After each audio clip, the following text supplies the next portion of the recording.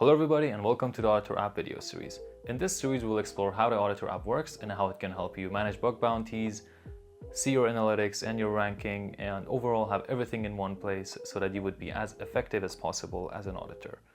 In the upcoming series, as mentioned before, we will go through each aspect of the dashboard so that no questions would be left. So make sure you stick around until the end of this series.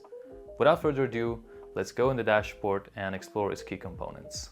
So the point of view has changed because now I'm behind my computer and we're going to have a quick look at the key components of the dashboard. So after logging in, this would be the screen that you would be presented with. And for this demonstration, we're using our CTO's account.